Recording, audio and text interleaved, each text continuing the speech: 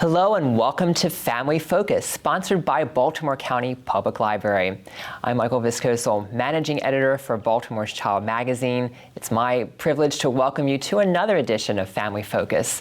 We created Family Focus to be a resource for parents and caregivers like you, providing you information, inspiration, and resources to help you raise your family. On today's edition of Family Focus, we have some special guests joining us. Children's book authors and illustrators from the Baltimore area will be here sharing a little bit about their techniques and their work of illustrating books for children. And our friends at Baltimore County Public Library are going to be revealing their top picks for children's books of all time. But first, our Family Focus news and notes. The coronavirus impact has significantly impacted food insecurity for many Baltimore area families. Demand for food at food banks and food pantries has continued to increase, but a local nonprofit called Weekend Backpacks is working to ensure that children don't go hungry. The nonprofit is teaming up with local chefs right from the Baltimore area to create a 4-part virtual food series, and they'll be sharing recipes for cooking, creating drinks that people can do right at home. The series kicks off on March 21st. 2 Baltimore area mixologists will be demonstrating how to prepare some interesting cocktails that you can create at home. The minimum donation to attend this virtual program is $45. You can find out how to register and get more details about this virtual event series by going to our website, baltimoreschild.com. The Children's Chorus of Maryland and School of Music was one of many organizations that have been significantly impacted by the coronavirus pandemic. And over the past year, the Children's Chorus has mobilized to create ways to make sure children have opportunities to sing and rehearse. They've done socially distanced choir rehearsals, virtual programming. Now the organization needs your help to ensure that it can continue to keep these musical opportunities for children going. The organization has launched a $50,000 GoFundMe campaign to raise funds to sustain the organization's operations. To participate and to learn more, just go to ccmsings.org. And you can keep up with all of the latest articles, news, events, information for parents, all on our website. That's baltimoreschild.com. Well, March is National Reading Month, and to celebrate, we're introducing you to several children's book authors and illustrators. We searched right here in the Baltimore area for some examples of individuals who have been working in children's literature. The titles of their books, names you might recognize, Once Upon a Cool Motorcycle Dude, Fine Life of a Country Mouse, and many more, are just some of the examples of works by our 2 guests today, Susan Detweiler and Kevin O'Malley. So joining us, we have Kevin O'Malley. He is the author of a number of children's books, including Once Upon a Cool Motorcycle Dude, Little Buggy, many other titles that you probably recognize. Kevin is right from the Baltimore area, and so happy to have you join us here today for this interview. So tell me a little bit about just how do you get the ideas for your books? Where do they come from? I write down any idea that comes into my head, and I write down a lot of ideas. Very rarely do they turn into books. Most of them are, in fact, not worth anything, but it doesn't stop. You just need to keep writing down ideas. Eventually, some of them will turn into something, and you are surprised. But one of the rules I have is that I have to know the ending of a story before you begin the story. You have to know where it's going.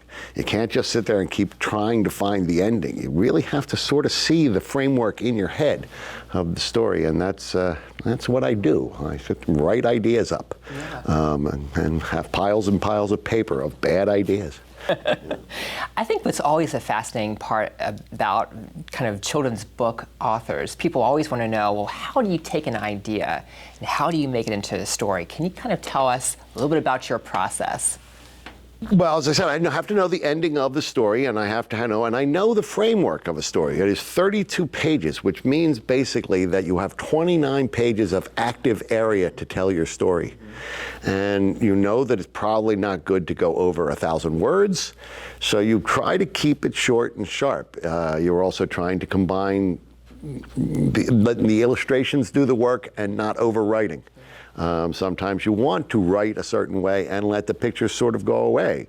But the process is, I mean, I wanted to do this since like fourth grade. So I've read up on it and I've studied it and I've learned how to frame it and read enough books. You gotta read books to get a handle on how to do a book. You can't be a novelist if you've never read a novel. You know, you want to read a lot of novels to get a handle on how to do it. So the process is tricky sometimes. You get nervous because you're all the way in and then you say, oh no, this is terrible. I'm gonna have to redo it again. What's interesting is you have this Once Upon a Cool Motorcycle Dude, which kind of really, as you said, made you well recognized in the Baltimore County area. So tell me a little bit about how this book came to be about and why was it so popular? Well, it's a book about a boy and a girl having to tell their favorite fairy tale, and they can't agree on how to do it. So one person starts the story, and the other one takes over the story, interrupts the story to change the narrative, to change the style. The girl likes princesses, the guy likes the motorcycle dudes. So we go back and forth, but the key part of it is they have to have a happy ending. They can't say, you're dumb, you're stupid, you're stupid. They have to find a way to make their stories blend together. And that was the most exciting part. Once I got a handle on how to do that, I'm off to the races with this one. But the illustrations are done by two other people. The pretty princess picture is done by a woman named Carol Heyer in California. I've never met her. Scott Gatto lives in Hawaii. I got to speak to him on the phone. He's Hawaiian, so he says Kevin like I've never heard my name pronounced. I've only watched Hawaii Five-0. You know, that's a lot of fish and poi, brother. But I never heard someone say Kevin. It was so exciting. And he's a very rich voice, very deep voice, lovely. But I sent them my sketches, and I said, here's your drawings. As long as I can put my kids in these positions, you are free to take it any particular direction you want. There's also Once Upon a Royal Super Baby. And Scott did such a beautiful job of a big wheel racer that's got like bottles that squirt stuff out. You know, he's wonderful drawings, just wonderful. So we have this book, a little buggy that you published. Now you actually brought this interesting sample, which is this dummy book, as you call it. So explain how we get from something that is this, where we have these pencil sketch illustrations, to the finished work like this. Well, let me see a minute. I'll write out the story in longhand and make changes. I know the page, I put it with page numbers. So this page, one sentence, two sentences, and then dialogue balloons, that kind of thing. And then I say, now I have it. So I go about putting it in. So there I start writing it out by hand into this book. And this book is then sent to a publisher. And the publisher will say yes or no. Most of the time they say no. But they are giving the publisher a sense of what's going to happen in the book and how it's going to resolve. So I just want to check to see if this book does in fact end the way, yes, it actually ends the way it's the last page of the book, so there they are, son of a gun. But many pages change in between, so not all the layouts are the same or remain the same. I did one book where I did 8 dummy books for the story, for Cinder Edna, one of my most popular books. I did 8 dummy books, and every time they said no, and I redraw it. I did a version where everybody was a pig, and they were, are you mad, Kevin? And I'm like, what do you mean I'm mad? Like, just get rid of the pig heads, put humans in there, Kevin, and we'll go. And like, okay, so but 8 dummy books had to be created to get them to see it, you know, to get the vision that they wanted as well. It's not a soul, you're not the soul maker. You have to work with other people. Nobody works alone. I don't own the publishing company, and I'm certainly not a printer. So everybody needs to come together to make a good book.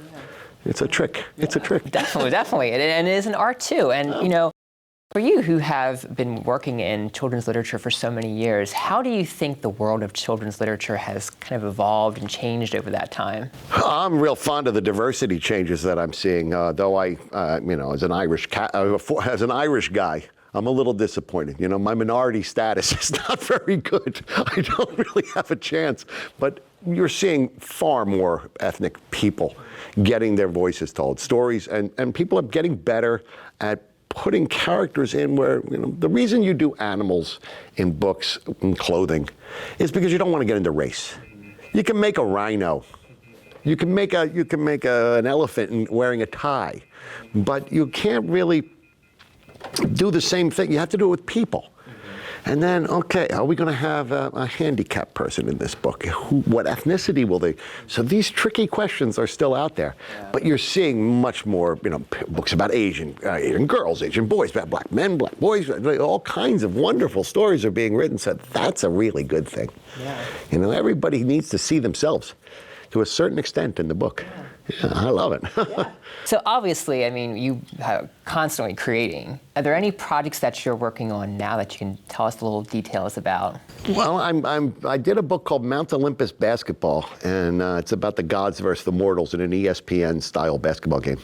And I'm thinking of trying to do something with Norse mythology. Odin and Zeus, they have connections. Valhalla, the Valkyries. We've got a bunch of characters that they're all kind of like superheroes, but they all have flaws. They're like a superhero story. They're appealing, I think. So that's kind of what but the other one is I'm working on different styles now. I've been doing a lot of pastel drawings in this COVID lockdown time. In the morning I get up, I get my cup of coffee, and I start to draw a pastel. They take a little while. And you're going to show some of those examples that you brought with them, because you do. There's one. This is all new to me. Pastel is not exactly my forte, but now I'm thinking I can do illustrations that are in a book that are like these, which would be something different for me. I don't really do lush kinds of books, but these are getting closer, I think, to something interesting. But yeah. Oh, I like this barn one. I like the graphics one of that. That's kind of nice, I think. Yeah. There's one more. Yeah. So that's what I've been doing. But every morning, when you're a self-employed person and you're an artist, you have to treat it like a job. You have to get up in the morning and sit down and block out the time and do not leave your desk until you have completed some task. And it's not like you can just wander through the field and say, the painting is in my head, I will go and do it now. Yeah. No, you type out the story. You write, I'm a dummy, until you're not a dummy anymore. And you get on to the work, But. Do you find like that's one of the biggest misconceptions that people have about individuals who are children's authors and illustrators? It's ridiculous. Yeah. And I saw that Freddie Mercury movie, the Queen movie. How did you come up with Bohemian Rhapsody? There he is in Provence, and you do, like, no, that's not how it really goes. It's too poetic. It's a movie, of course. Yeah. No, it is sweat. It's a job. A job I happen to love, but you have to do the job. You can't, there's no, and then you got to answer the emails, and then you got to query, and then you've got to do all of the other business aspects. Oh, I'm so excited about having to do my taxes this year. We got to sit down and do that part of the business. It's a business, and it's a great business, but it's work. People think it's just, they've got too many bad visions of what, Beatrice Potter, I don't think was that nice. Roald Dahl was quite a unique individual. So yeah, it's a job. Yeah. It's a job. So many children pick up your books, not just locally, but across the country. I guess, what is that feeling like for you, knowing that, you're creating something that kids that you may not even get to meet in person will read, will see, will enjoy? What's that feeling like? Well, I'm bitter. I'll tell you why. For years, I've wanted to install security cameras in people's houses so that I could see parents on the couch or on the bed with their kid reading my book and laughing. Because people don't often write the writer or the illustrator and say, I really love your book. And when it does happen, it's quite extraordinary, but I want it all the time. I want to see these kids loving the thing that I created. And I know they do, but you want to see it. You really want to. And that's the beautiful thing about making these books, is they're doing it.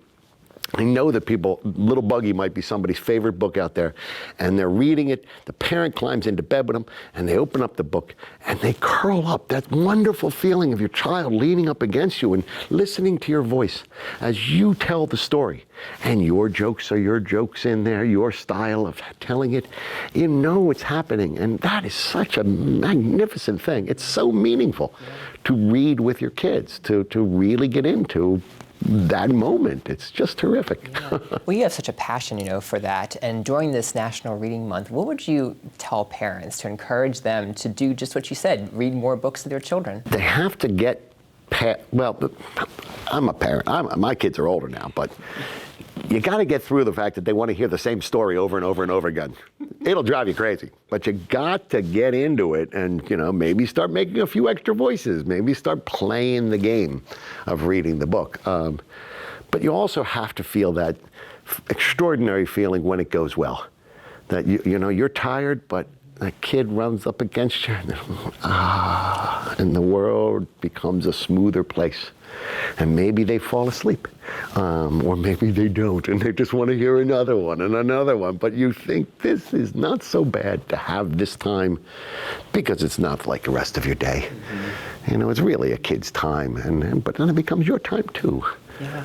I recall my father reading this story. He would come home, he's a physician, he would come home from the emergency room and 4 children would jump on him on the bed and we would knee him in inappropriate places and he would, ow, ow, ooh, ow, ooh.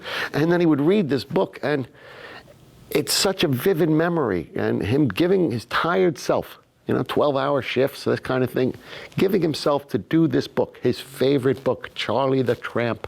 He would read Charlie the Tramp. And it was it was great. It was memorable. And that's another reason why I wanted to do children's books, was to get that feeling through my stuff, my words. Yeah. It was exciting. Yeah. Obviously, you mentioned how important it is as a writer to be reading all the time. So what are some of your most memorable books that you've read? Ones that have been your favorites? Well, there's it's very hard to do this kind of thing. My favorite book of mine is my very first book, the first time I got published, a book called Froggy Went A-Courtin'. I think it sold 8 copies, but it was published by the former Mr. Martha Stewart. I met Martha before she was Martha. Yes, go figure. Wow. And so that was my favorite book. There are Ben Franklin. I read nonfiction. I read fiction. City of White Lights, Big City. Many books that are of a range. There are honestly too many for me to even discuss. I like reading the history of picture books, American children's folklore. I like reading Norse mythology. I read anything. And you learn. And you might get an idea for a story, this kind of thing. Yeah. City of Thieves is a wonderful book. Definitely. Just a ton of them. And that's I wanted to kind of close too by talking about for people out there who are watching us and thinking that I'd love to get into this world of children's book writing and illustrating. What's the piece of advice that you would give to someone who's thinking about doing this? Have the decency to wait until I die. Don't take my job. Don't take my job. This is important to me. This is important information. Don't take my job. No, it's perseverance. You really can't do one book. You have to be prepared to get the way you sound into a book. Your voice you have to become so good at writing that you have a voice. And then you need to do it. If you want to get an agent, because that's the basic road in, is you have to have at least 10 stories. And you have to be ready that your book is not going to sell well and that it will be here and gone. You have to want to do the business. Yeah. You can't it's not a one-off. If you want to one-off, write a screenplay for a series on television or something. Then maybe you can get write a treatment for some dodgy comedy. But if you want to do children's books, you really have to believe that you have more in you. Mm-hmm. So it is about learning the business, and that's go sit down in the children's bookstore over on Hartford Road, and bug them. Show me more. What else you got? And you begin to get a sense of all the possibilities, all the variety of books that are out there. But it's perseverance, really. That's wonderful. Well, Kevin, thank you so much My great pleasure. Thank you. Joining me this afternoon here and for sharing with all of our viewers a little glimpse into your world as a children's book author. All right. And when school visits start again, I am happy to visit. So, how can people find your books? Do you have a website? You can go to Books by O'Malley without the apostrophe. I'm O'Malley to telemarketers, they call them. So I've gotten people sending me mail now. I tell them it's an I at the end and I'm Italian. It's O'Malley. Italian. So booksbyo'malley.com. You can find them on Instagram at booksbyo'malley. You can find my pictures, and my email is on my website. And if anybody I get people querying me about how to write a children's book and all that kind of thing. But the one I can't read their manuscripts, but I can advise them. So that's pretty much the easiest way to get a hold of me. Very good, very good. And we'll of course provide links on our website, baltimorechild.com, to your website as well. Thank you. Buy my books. Baby needs a new pair of shoes. So look for Kevin's books, obviously, Once Upon a Cool Motorcycle Dude, Little Buggy at your local library. Again, Kevin, thank you so much for joining us this afternoon. We appreciate it. Thank you. Thank you. And I want to thank Kevin O'Malley for joining us as our guest today. It was a pleasure connecting with him and having him share a little bit about his work of becoming a children's book author in the Baltimore area. Well, I'm pleased to introduce our next guest, Susan Detweiler. She is a Baltimore area illustrator and an author, and her work has graced many fine books, including Fine Life for a Country Mouse, which she actually wrote and illustrated. You also can see her work in books such as The First Teddy Bear, as well as Bat Count, Citizen Science Story. Susan's work is well recognized. She has been commissioned for her illustration work by many local and national organizations, including Johns Hopkins Women's Health, as well as the World Wildlife Fund, among many others. It's my pleasure to welcome Susan here today. Susan, thank you so much for joining us. We greatly appreciate it, and thank you for bringing your books here and telling us a little bit more about your work as an author and also as an illustrator. So I think what's always fascinating, and people, I'm sure, ask you this a lot, where do you get the inspiration for some of your beautiful work? Well, thanks for inviting me, Michael. I find that I work best if I have an assignment. For me to come up with an idea for a book is much harder, although I do have a few, and I try to grab them when they come to me. Right. But most of my work has been illustration work, which means that I get an assignment either from a publisher or an ad agency in the case of other commercial work, and they tell me what they want. And it's sort of, I think illustration is sort of like a puzzle. It's like you have parameters that you have to stay inside of and yet try to create a beautiful image. Right. So that's the way I approach it.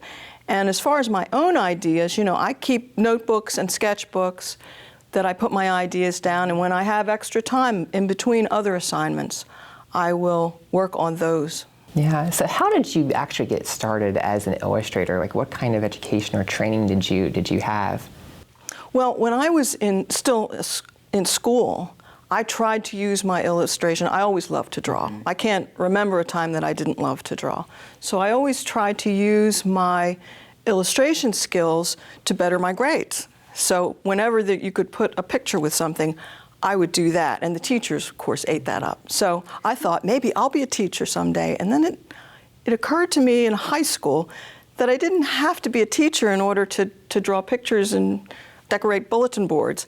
I could make money doing artwork and having people, ask me to do more. So that was basically it. And I went to the Maryland Institute. That's where I met my husband, who's an art teacher at McDonough School.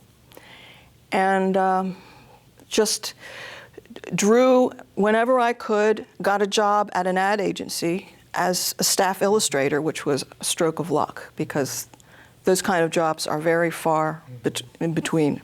But that prepared me for when I decided that picture books would be my focus. And I started looking into that by researching the field. My first book was done for a local publisher, and I've always loved doing the picture books the most of all, because picture books they can be keepsakes. They're something that get passed down in a family. They're cherished. Yeah. So Yeah, absolutely. Well, I think what's always fascinating is how that idea, actually comes about to create the drawings. Can you kind of walk us through the process of how you create your illustrations? And I understand this book in particular means so much to you because it was not only a book that you illustrated, but also wrote too. That's true.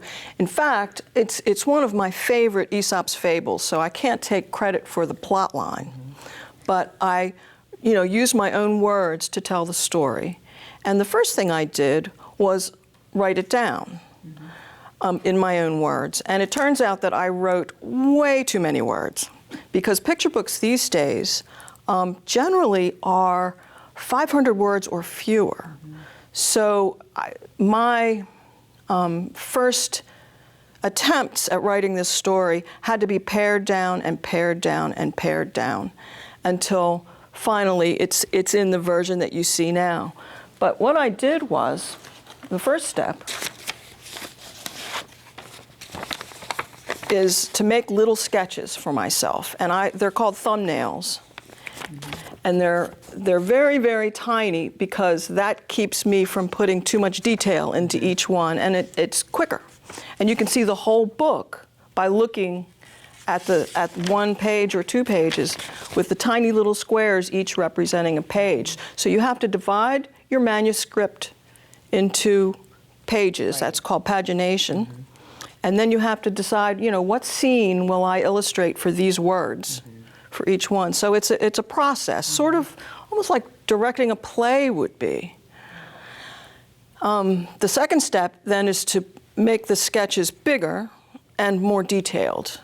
And it goes through usually lots of changes at that point, but then you make a dummy, which this is the dummy for this book. So I printed these. These aren't the actual sketches, they're prints of these sketches, just in black and white. And that shows, what my plan is for the book. And when you get to that stage, you can submit to a publisher and try to find somebody who's willing to produce the book. Yeah, and it is an incredible amount of time that goes into that work. You take your thumbnails, you move to this stage. There's so much process that's involved. I don't think people really appreciate or understand how much time it takes to produce a children's book. Like on average, how long does that process take? It can take, usually me, and I work fairly slowly, but usually it's about 6 months to a year to do a whole book. Wow.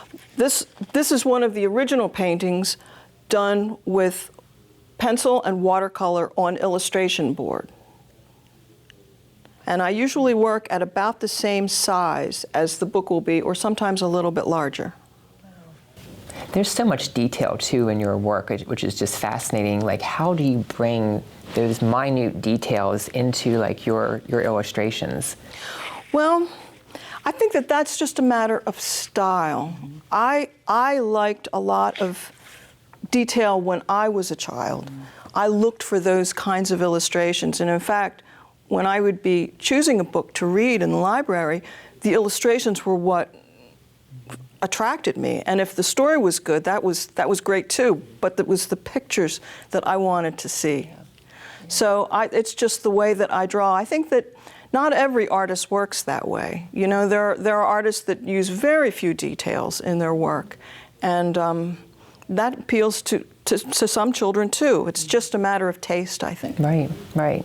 Well, Susan, you've obviously worked in children's literature for many, many years. Can you tell me how you think this whole field has evolved since when you first started to now?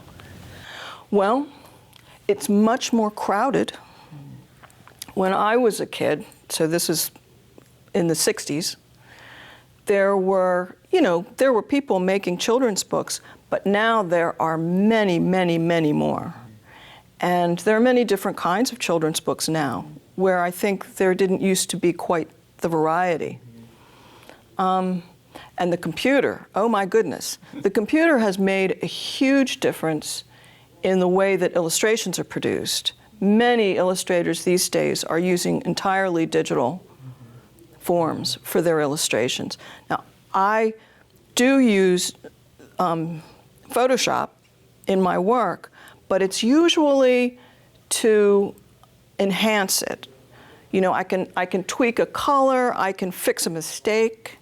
Things like that is what I use it for, although I have produced pieces of artwork that were entirely digital, and it's fun. But my first love is the watercolor and pencil work. Yeah. You speak so fondly of those memories going to the library, finding the books. Were there any books from your childhood growing up that were just favorites of yours, or ones that are most memorable? Absolutely. Well, Maurice Sendak is a hero of mine, and of a lot of people, of course. So I looked at everything that he did, and I have quite a few of them in my collection now. And another hero of mine was Garth Williams, who did The Cricket in Times Square and Charlotte's Web and the Little House series. So those were the artists that I tried to emulate when I started, drawing seriously. Yeah, it's incredible. And isn't it amazing how, those memories too kind of influence your work as well? I always find it interesting. Authors and illustrators never really seem to be running out of ideas. They're always working on something. Are there any projects that you're involved with right now that you can share little details about? I'm not working on any books right now. I do have a dummy of a book that I did maybe a year or two ago that I'm trying to find a publisher for, about praying mantises. And it starts out with the praying mantis coming out of the egg sac. I love praying mantises. I have them in my garden. And in fact, when we moved to the house where we're living now, I took some egg sacs with me from my former house because I wanted to have praying mantises in my new place. Anyway, so I wrote this story about a praying mantis, and goes through the whole life cycle of the praying mantis. So I'm working on that, I guess. I'm trying to find a publisher for it. Yeah. But otherwise, I'm taking assignments as they come. I'm working on an Advent calendar for Ramadan. And the lady that has hired me to do it calls it the Iftar Treat Box. So I'm working on that scene. This will be the third one. The first one was in 2017. And it works just like a Christian Advent calendar would work, but with little boxes that open for the treats. So that's fun. Very fascinating. Very, very fascinating. So Susan, obviously during National Reading Month, we're really trying to encourage parents to read to their children. What would you say to parents to inspire this love for books and for reading in their children? Well, one of the things, I have grandchildren now, and the best thing I think to do is to follow the child's interest. If you know that you've got a child who's interested in science, to read them books that have to do with science is right on the money, because that will inspire them to do more science, that kind of thing. But I think that just reading, exposing them to as much as you possibly can in the children's literature market is the way to go, because you never know what will pique their interest and make them want to maybe create their own books. One of the elements too, we mentioned that your work has been commissioned by so many different businesses, organizations in the Baltimore area and also nationally. How did that kind of come about? How did your work start to be recognized beyond this region and on a much larger scale nationally? Well, some of it was word of mouth. When I worked for the ad agency, I worked with very talented designers and illustrators that went on to be art directors in different organizations, and they would remember me and call me for assignments, which was lucky for me because I was at that point staying home with raising my little children, and it meant that I could work from home, which is what everybody does now. But it was very lucky that I could work and I could raise my kids at the same time. So it was more word of mouth than anything. I didn't really advertise my services particularly. But I did a lot of greeting cards. There's a company down in Arbutus called Barton Cotton, and I did work for them. And so those greeting cards would be seen by bigger companies like National Wildlife Federation. So it was word of mouth, because it was really before computers were big, you know. So I had to really rely on word of mouth to get my message out. Yeah. And people started hiring me, so I stayed busy. Wow, that's incredible. Well, for those individuals who are watching, wondering, how do I get involved? What can I do to, maybe become a children's book author or illustrator? What sort of advice would you give those individuals? Well, number one is hone your craft. So if you draw, keep drawing. Keep a sketchbook. Maybe explore going to art school if you can. Because every time you work on something, if you get better and better at it. And with writing, I'm still not. Writing is very difficult for me. So I'm not sure that I would know the best advice for that, except that keep reading. Because in order to be a good writer, you have to first be a really good reader. You have to know what's out there and what other people have written. And that's how you get better, I think, too. It's just practice. Yeah. Well, tell us where we can find more information about you, your works, and your books. Your website, are there any other ways people can contact you? Well, I have portfolios up on childrensillustrators.com, and I have a Facebook page called Susan Detweiler Custom Artwork, where I have some of my work. And then my website has my portfolio as well. So those would be the ways to find me. And also, I'm open to assignments all the time, no matter what they are. I'll listen. I'll consider it. Well, Susan, thank you again for joining us today here to share some little information about you and your work for all of our viewers. We really appreciate it. And again, look for Susan's masterful works, Find Life for a Country Mouse, as well as her illustrations and books like The First Teddy Bear. You can find these at your local library and, of course, online, and also on Susan's website. Thank you so much for joining us. We appreciate it very much. Thank you very much, Michael. You're welcome. Well, what were some of your favorite children's books when you were a child? We met with the Baltimore County Public Library as they shared some of their top picks for the best children's books of all time. Hello, everyone, and welcome. My name is Charlotte, and we're here at the Woodlawn branch of the Baltimore County Public Library. We're here in Storyville, one of two locations here at BCPL, the other at Rosedale, created with the idea of education through play. Join me as we discuss some of the best children's books of all time in honor of National Reading Month. One of our selections is Brown Girl Dreaming by Jacqueline Woodson. Jacqueline Woodson describes her award-winning middle grade book best when she says, "Brown Girl Dreaming tells the story of my childhood in verse. Raised in South Carolina and New York, I always felt halfway home in each place. In these poems, I share what it was like to grow up as an African American in the 1960s and 1970s, living with the remnants of Jim Crow and my growing awareness of the civil rights movement." One of our selections is Frog and Toad Are Friends by Arnold Lobel. First published in 1970, the Frog and Toad series have been beloved by generations.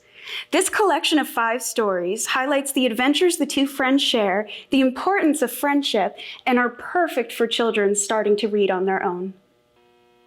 Our next selection is Crown, an Ode to the Fresh Cut by Derek Barnes and Gordon C. James. This is Derek Barnes' first book meant for a young audience, and it took the picture book world by storm with a lively and engaging discussion about a young boy's journey to the barbershop. In 2018, Derek Barnes won a Coretta Scott King Award as well as a Newbery Award, and Gordon C. James, for his illustrations, won a Caldecott Honor as well as the Coretta Scott King Award. This next selection is a really great book, The Snowy Day by Ezra Jack Keats. First published in 1963, this book won the Caldecott Award for the Best Illustrated Children's Book of the Year, as well as broke color barriers in mainstream children's publishing. This book follows Peter as he wanders his hometown after a nice snowfall. In 2020, the New York Public Library said this was their most circulated book of all time. Our next selection is by one of my favorite authors, Dav Pilkey. You may know him from the Captain Underpants series, which I found captivatingly hilarious as a child. Graphic novels are a great way to capture even the most reluctant reader. Dav Pilkey's Dog Man is just that. Half dog, half man, and 100% hero. Laugh out loud funny, it also talks about important values such as persistence and staying true to yourself. Our next selection is Chicka Chicka Boom Boom by Bill Martin Jr. and John Archambault, illustrated by Louise Elhart. Kids will love the rhyming rhythm of this book. With A told B and B told C, I'll meet you at the top of the coconut tree. Kids will delight at the collapse of the tree when all 26 letters join them at the top. This book is also available in Spanish, as well as a film short on DVD. One evening, after thinking it over for some time, Harold decided to go for a walk in the moonlight. So begins the 1955 classic, Harold and the Purple Crayon by Crockett Johnson. Harold and the Purple Crayon follows 4-year-old Harold as he uses his imagination to create his own adventures. This book really helps children understand the importance of imagination and finding your own way. Well, thank you, Baltimore County Public Library, for those great reminders of children's books and great books to pick up and read with your child this weekend or this month for National Reading Month. Well, thank you, Baltimore, for all of your nominations for our Baltimore's Child 2021 Reader's Choice Awards. We thank you for taking time to take part in this annual Readers Poll. Just a reminder, voting for this year's nominations is coming up. That'll begin on April the 1st. It'll be your chance to cast your vote for the best of the best in our Baltimore's Child 2021 Readers Poll. You can find out more in details and information on our website. That's at baltimoreschild.com. And we also want to say a special thanks to everyone who joined us last month for our virtual summer camps and activities fair. We had a great time working with so many different camps from the Baltimore area and beyond as they shared information about their upcoming summer events, programs, and activities. If you missed your opportunity to participate, or if you want to revisit some camps that caught your eye during our virtual event, you can still go onto our website, baltimoreschild.com/campfair2021, now through March 31st, and you'll be able to see all the different camps, get information about summer programs and activities for your children. Again, that's at baltimoreschild.com/campfair2021. Well, I want to thank all of you for joining us again for this edition of Family Focus that is sponsored by Baltimore County Public Library. Be sure to visit our website, baltimoreschild.com, and follow us on Facebook, Twitter, and Instagram for the latest articles, news, events information, and more for parents like you. Thank you so much for being a part of Family Focus. We look forward to seeing you again next time.